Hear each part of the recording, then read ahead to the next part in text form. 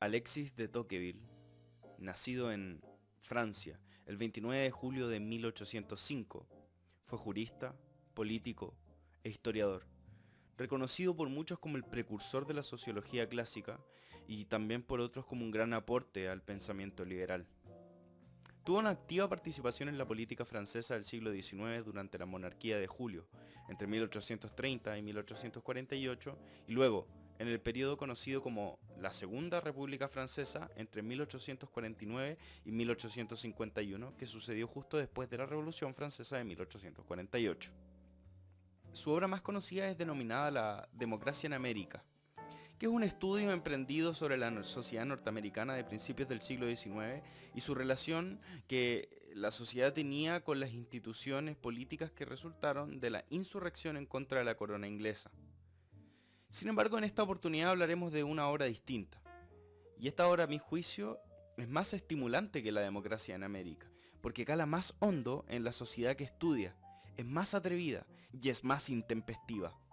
Estamos hablando de el antiguo régimen y la revolución.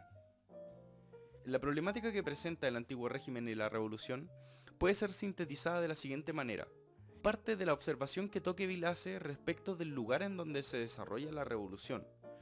Revolución que pretende abolir los derechos feudales.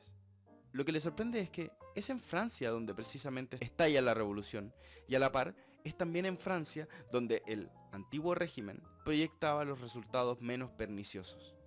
En sí, el objeto de la obra es un análisis y una explicación de las causas de la Revolución Francesa. En la introducción al libro, Tocqueville nos inserta de forma muy estimulante a sus tiempos. Rápidamente, nos da a entender que estamos estudiando tiempos muy distintos a los que le preceden. Una época en la cual los hombres de su nación, y quizás del mundo entero, dejan ese estado de reposo y se proponen a actuar. Estamos ante una fuerza que es posible apaciguar, pero no eliminar. Esta fuerza es la revolución contra el régimen feudal y aristocrático.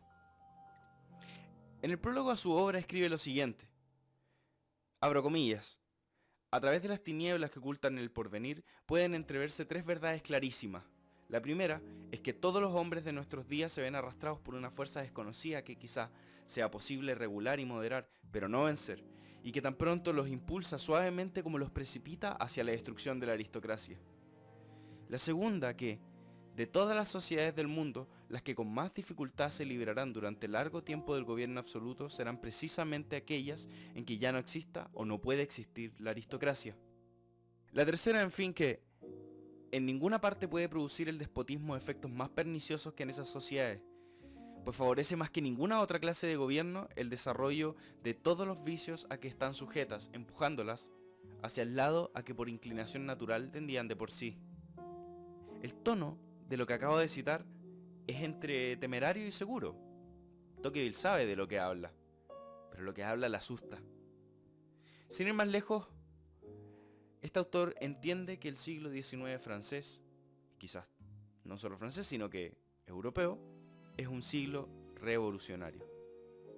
Es importante saber que la interpretación de Tocqueville sobre la revolución enfatiza los aspectos comunes de ambos estados de la sociedad francesa, y esto porque una de las premisas de la obra es que entre ambos estados sociales, el postrevolucionario y el prerevolucionario, comparten más cosas de las que se pretende admitir tanto por la literatura pro-revolucionaria como por la literatura contrarrevolucionaria. Entre el antiguo régimen y la revolución hay más continuidad de la que se sincera, a tal punto de que podría concluirse incluso que esta continuidad supera los aspectos que diferencian a la Francia pre- y post-revolucionaria. En este sentido, la revolución aparece más como la culminación de un proceso que tuvo sus raíces en la Edad Media. Es más, Tocqueville la entiende como un evento sin el cual solo se desaceleraba el inminente derrumbamiento de las bases que sostenían el antiguo régimen. Este proceso de decaimiento del antiguo régimen fue generalizado para Europa, pero es particularmente en Francia donde podemos encontrar su evento más apoteósico. Uno de los principales argumentos que le permite esgrimir lo anterior recae en la centralización del gobierno, institución que el antiguo régimen lega a la nueva sociedad. Según Tocqueville, siendo la centralización la única institución que sobrevivió a la revolución, ello explica a la misma vez que sea el comienzo de esta. Para entender este punto, Solo hay que pensar entre las similitudes que existen entre el reinado de Luis XIV, la administración de Richelieu y el gobierno de Napoleón, y dilucidaremos rápidamente el autoritarismo como principio de gobierno. Esta centralización de la que habla Tocqueville es total. Se encarna en la figura del rey, quien a través de un organismo denominado Consejo del Rey administraba el gobierno, la justicia y también legislaba. También se manifiestan otras cosas como la pérdida del poder de las instituciones municipales, pues las ciudades empezaron a ser fuertemente fiscalizadas por este consejo. En conjunto con la centralización política y la pérdida de las libertades municipales, Tocqueville agrega el fracaso de las aristocracias feudales y la inconsistencia de las políticas públicas que ejecutaba la administración como fenómenos importantes dentro del mismo proceso histórico que desemboca en la Revolución.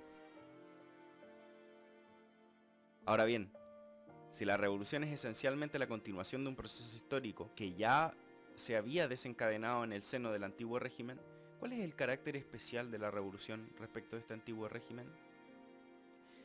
La revolución es la aceleración de este proceso histórico, y para explicar esta aceleración, Tocqueville menciona a los intelectuales franceses que ganaron protagonismo en la política en la segunda mitad del siglo XVIII, dentro de muchas otras cosas que menciona y que tendremos la oportunidad de revisar más adelante. Estos autores idearon un mundo nuevo, una utopía que prometía acabar con lo malo de la sociedad anterior. La idea de un mundo mejor, creado desde la razón, se esparció rápidamente entre las personas y prontamente se convirtió en la gran fuente de legitimación de la revolución.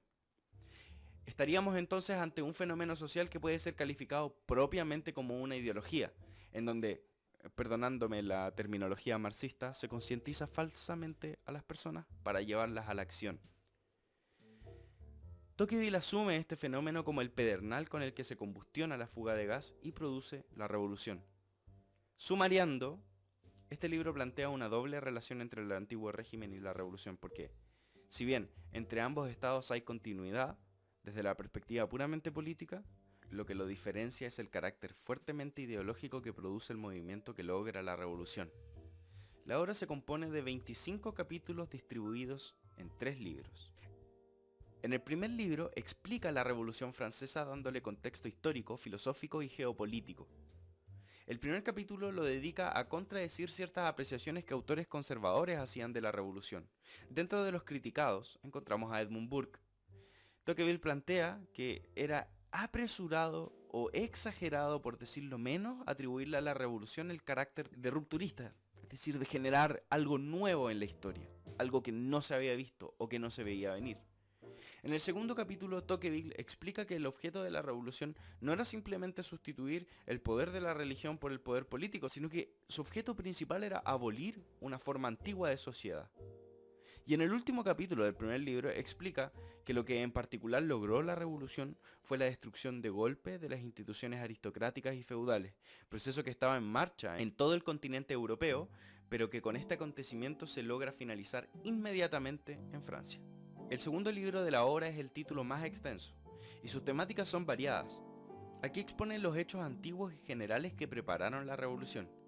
Como he repetido más de una vez, la Revolución Francesa se produjo allí donde el yugo del feudalismo era menos pesado. Es curioso reparar en los aspectos que menciona Tocqueville, porque le llama mucho la atención que justo en Francia es el lugar en donde los campesinos habían comenzado a ser pequeños propietarios y el señor feudal, en ese entonces, no era más que otro vecino de la comunidad.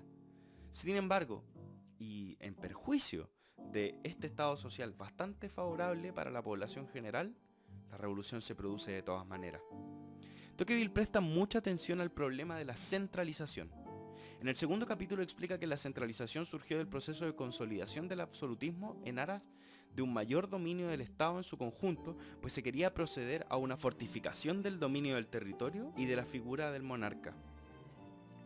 Se explica la aparición de nuevas instituciones y funcionarios de gobierno como el Consejo del Rey mencionado anteriormente, el Interventor General encargado de los asuntos internos y los intendentes y otros cargos que se encargaban de la fiscalización territorial a nivel más local. En este punto, el gobierno central era el único encargado, a merced de sus agentes, de velar por la seguridad y mantener el orden público en las provincias, porque llegó el momento en el que las personas que ejercían el poder a nivel local, los señores feudales, estaban en completo desentendimiento entre sí, dado que hasta la comunicación estaba siendo centralizada. Si bien la centralización del poder encontró trabas en espacios como el poder judicial, de a poco iría socavando el poder de la sociedad feudal. La centralización es también geopolítica, y es en París en donde encuentra su corazón. La centralización va acompañada con un afán democratizante. A este respecto, Tocqueville menciona que los hombres estaban buscando la igualdad por sobre las libertades. Desde este punto, el autor hace una crítica al régimen aristocrático, apelando a que una de las enfermedades del antiguo régimen fue la supresión de la libertad política y la excesiva separación de las clases. En el libro 3, Tocqueville centra el análisis en hechos particulares y más cercanos que determinaron ciertas características, quizás las más importantes de la Revolución Francesa. Comienza argumentando que los filósofos e intelectuales fueron los principales políticos de la época, pues se propusieron acabar con el mundo existente y cambiarlo por uno nuevo construido desde la razón. Planteamiento que era posible porque para esa época existía una gran libertad editorial, incluso de expresión. Luego explica cómo la irreligión, que no es lo mismo que la secularización, se propagó a lo largo del siglo XVIII e influenció también al proceso revolucionario, penetrando incluso en la opinión de los reyes. Nótese que hubieron reyes que, pese a que no actuaron directamente en contra de la iglesia, sí decían, bueno, destruiremos la iglesia desde lejos, a flechazos. Esta oposición a la religión es más bien una oposición a la iglesia, institución que encarnaba un gran obstáculo para la destrucción del antiguo régimen. También caracteriza el reinado de Luis XVI como un tiempo en el cual prosperaba la monarquía y la sociedad entera, pero aún así prevalecía el descontento. Se quiso aliviar al pueblo hastiado de tantos factores en su contra y de tantas precariedades, pero cuando se le quiso escuchar y ayudar, el pueblo se alzó en contra de todo. En el penúltimo capítulo, Tocqueville explica que el precedente más próximo a la Revolución Francesa fue la reforma administrativa de 1787, contenida en un edicto que crea las asambleas provinciales, asamblea en donde se concentraba mucho poder decisional y que tienen por principal consecuencia el debilitamiento de los gremios y otros grupos intermedios. El tercer libro finaliza reforzando la idea de que la revolución es resultado de todo lo que se expuso en la obra, tanto de los acontecimientos de larga data, donde entrevemos el fenómeno de la centralización del poder, como de los acontecimientos más prontos, a 1789, que tiene por ejemplo la reforma administrativa y la crítica de los intelectuales al mundo existente. Yo recomiendo la lectura de esta obra porque es buenísima en muchos sentidos. Es buenísima por muchas cosas que de hecho no entraré a enumerar en este video al menos. Pero sí quiero destacar su carácter rupturista respecto de casi la totalidad de la literatura sobre la Revolución Francesa, ya que pocas veces se asume una postura crítica frente a ella. Ahora, esta lectura no es solo importante para asumir una nueva postura frente a la Revolución Francesa, también debe incorporarse como una forma de pensar la historia, en la que se nos permite no solo hacer hincapié en los aspectos innovadores de los diferentes procesos históricos, de las diferentes evoluciones de las sociedades, sino que también podemos entender continuidades que muchas veces explican más que las rupturas. Si te gustó el video, recuerda darle me gusta, difundir, compartir, comentar, visitar nuestras redes sociales, por el momento solo tenemos Facebook, y además hacerte Patreon o hablarme personalmente para hacer aportes a un canal que se dedica a la investigación histórica y a la exposición de las ideas más importantes de la historia. Muchas gracias por escuchar.